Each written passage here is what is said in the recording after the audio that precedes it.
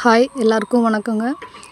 இப்போ இந்த வீடியோவில் வந்துட்டு என்ன பார்க்க போகிறோம் அப்படின்னா 1.5 கிலோ சிக்கனில் எப்படி பிரியாணி செய்கிறது அப்படின்னு தான் பார்க்க போகிறோம். இப்போ வந்துட்டு 1.5 கிலோ அரிசி, 1.5 கிலோ சிக்கனு. இதில் வந்துட்டு நம்ம ஒரு மேக்ஸிமம் ஒரு 10 பேர் சாப்பிட்ற அளவுக்கு எப்படி பிரியாணி செய்கிறதுன்னு பார்க்க போகிறோம். இப்போ ஃபஸ்ட்டு வந்துட்டு எண்ணெயை நல்லா ஊற்றிட்டு நல்லா காஞ்சதுக்கப்புறம் சோம்பு போட்டு ஓரளவுக்கு நல்லா பொரிஞ்சு வந்ததுக்கப்புறமா நம்ம பிரியாணி இலை இருக்குங்க இல்லையா, பிரியாணி இலை, அதுக்கப்புறம் அன்னாசி பூவு, இது எல்லாத்தையும் போட்டுட்டு கட் பண்ணி வச்சுருக்கிற வெங்காயம், ஒரு 4 வெங்காயம், அதுக்கப்புறம் ஒரு 4 தக்காளி பழம், ஒரு 2 பச்சை மிளகாய், இது எல்லாத்தையும் கட் பண்ணி வச்சுருக்குறோம். அதை கட் பண்ணி வச்சுட்டு இது என்ன பண்ணணும் அப்படின்னா ஒவ்வொன்றா போட்டு நல்லா வதக்கி விடணும். வதக்கி விட்டு அது கொஞ்சம் ஓரளவுக்கு நல்லா வதக்கி வரணும்.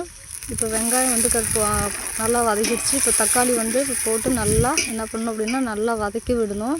ஸோ அது நல்லா வதங்கினதுக்கப்புறமா நம்ம அடுத்தது என்ன பண்ணணும் அப்படின்னா சிக்கனை போடணும். இப்போ தக்காளி வந்துட்டு நல்லா வதக்கி வருது.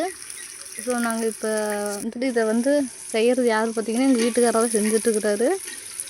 இப்போது தக்காளி வெங்காயமும் நல்லா வதக்கிடுச்சு.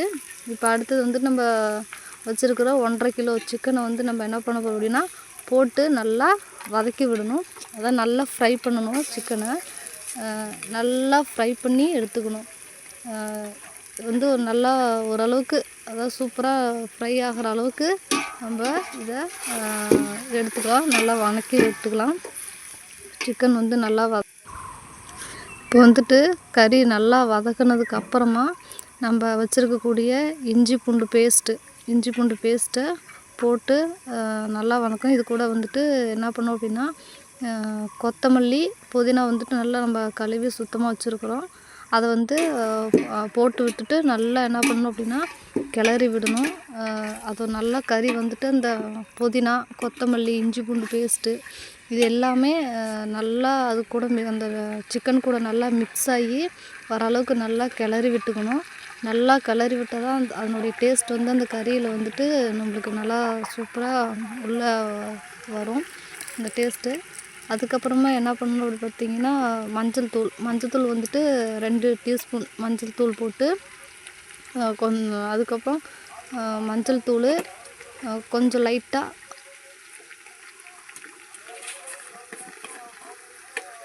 உப்பு கொஞ்சம் போட்டு என்ன பண்ணணும் அப்படின்னா நல்லா கிளறி விடணும். உப்பு போட்டால் தான் அது வந்துட்டு அந்த உப்பு, மஞ்சள் தூள் இதெல்லாமே சேர்ந்து நம்மளுக்கு அந்த கறியில் ஃப்ரை ஆகி நம்மளுக்கு ஒரு டேஸ்ட்டு கொடுக்கும். இப்போ இதெல்லாமே போட்டாச்சு. மஞ்சள் தூள் 2 ஸ்பூனு, உப்பு போட்டு இப்போ என்ன பண்ணுறோம் அப்படின்னா நல்லா ஃப்ரை பண்ணணும். நல்லா கலந்து விட்டு நல்லா இது பண்ணி ஃப்ரை பண்ணி வச்சுக்கணும். இப்போ ஓரளவுக்கு நல்லா ஃப்ரை ஆகி வரணும். நம்மளுடைய சிக்கன் வந்துட்டு நல்லா ஃப்ரை ஆனதுக்கப்புறமா நம்ம என்ன பண்ணோம் அப்படின்னா 1 டம்ளர் தயிரை வந்துட்டு நம்ம அதில் சிக்கனில் அது உள்ள ஊற்றி நல்லா ஃப்ரை பண்ணணும். அதை நல்லா கலந்து விட்டுக்கணும். நல்லா மிக்ஸ் பண்ணணும். நல்லா மிக்ஸ் பண்ணால் தான் இந்த தயிரோட டேஸ்ட்டும் அந்த சிக்கனில் வந்துட்டு நம்மளுக்கு நல்லா மிக்ஸ் ஆகி அது ஒரு டேஸ்ட்டை கொடுக்கும். இப்போ வந்துட்டு நம்ம தயிர் ஊற்றிட்டோம். தயிர் ஊற்றி இப்போ ஓரளவுக்கு அது வந்து நல்லா ஃப்ரை ஆகிட்டுருக்குது. நல்லா பாருங்கள், பார்த்தாவே தெரியும். நம்மளுடைய தயிர் வந்து கூட நல்லா ஃப்ரை ஆகிடுச்சு. இப்போ வந்துட்டு நம்ம சிக்கன் பொடி, சிக்கன் மசாலா, சிக்கன் பொடி இது எல்லாத்தையும் ஒரு 2 ஸ்பூன் சிக்கன் பொடி, 2 ஸ்பூனு சிக்கன் மசாலா இது எல்லாத்தையும் போட்டு நல்லா மிக்ஸ் பண்ணணும். இது கூட நல்லா மிக்ஸ் பண்ணதுக்கப்புறம் இது கூட நம்ம என்ன பண்ணோம் அப்படின்னா வீட்டில் யூஸ் பண்ணுவோம் இல்லைங்களா, அதாவது மசாலா, கொத்தமல்லி, மற்ற நிறையா இதெல்லாம் போட்டு மசாலாவை அரைச்சி வச்சுருப்போம் இல்லையா, மிளகாத்தூள். ஸோ அந்த மிளகாத்தூள் என்ன பண்ணோம் அப்படின்னா அது கொஞ்சம் காரத்துக்காக, அது அப்போ தான் கொஞ்சம் நம்மளுக்கு நல்லா டேஸ்ட்டு கொடுக்கும். ரொம்ப காரம் இருந்தால் சாப்பிட முடியாது, ரொம்ப சப்புன்னு இருக்கும். ஸோ அந்த டேஸ்ட்டுக்காக ஒரு 2 ஸ்பூன் மிளகாத்தூள் நம்ம வீட்டில் அரைச்சி வச்சு யூஸ் பண்ணுவோம் இல்லைங்களா, ஸோ அதை போட்டு அந்த சிக்கன் மசாலா, சிக்கன் பொடி, நம்ம மிளகாத்தூள் இது எல்லாத்தையும் போட்டு நல்லா மிக்ஸ் பண்ணி விட்டுறணும்.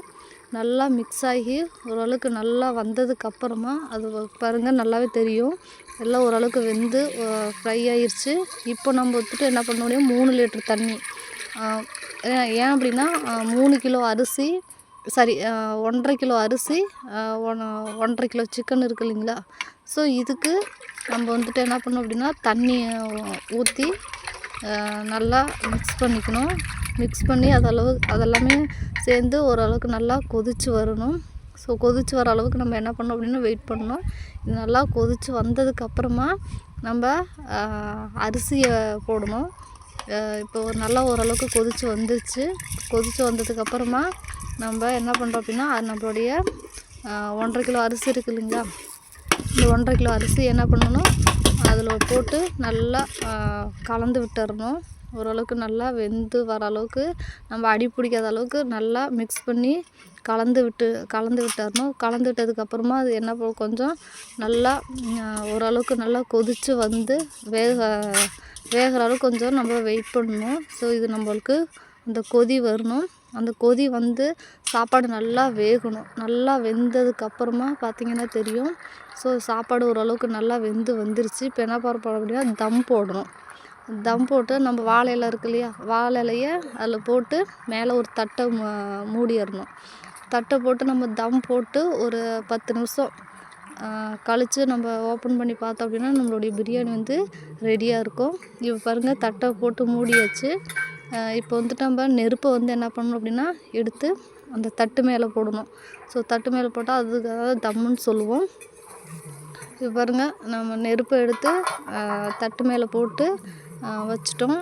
இப்போ வச்சு ஒரு 10 நிமிஷத்துக்கு அந்த தம் வந்து அப்படியே இருக்கணும். அப்போ தான் நம்மளுடைய பிரியாணி வந்து சூப்பராக ரெடியாகி வரும். நம்ம வெயிட் பண்ணலாம்.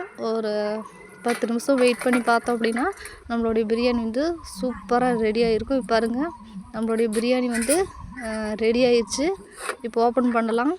ஓப்பன் பண்ணி பாருங்கள் எவ்வளோ சூப்பராக நம்மளுடைய பிரியாணி வந்து அழகாக ரெடி ஆயிடுச்சு. பாருங்கள், நம்மளுடைய சாப்பாடு நல்லா வெந்திருக்கு. அந்த இலை போட்டதுனால நம்மளுடைய சாப்பாடு வந்து அந்த இலையினுடைய வாசமும் நம்மளுடைய பிரியாணியும் சேர்ந்து ஒரு செம்ம ஃப்ளேவரை கொடுக்கும். இப்போ பார்த்தீங்கன்னாவே தெரியும், சூப்பராக நம்மளுடைய பிரியாணி ரெடியாகி வந்துருச்சு. இப்போ இந்த பிரியாணி செஞ்சது யார் அப்படின்னு பார்த்தீங்கன்னா எங்களுடைய வீட்டுக்காரரு. இவர் தாங்க பிரியாணி செஞ்சது.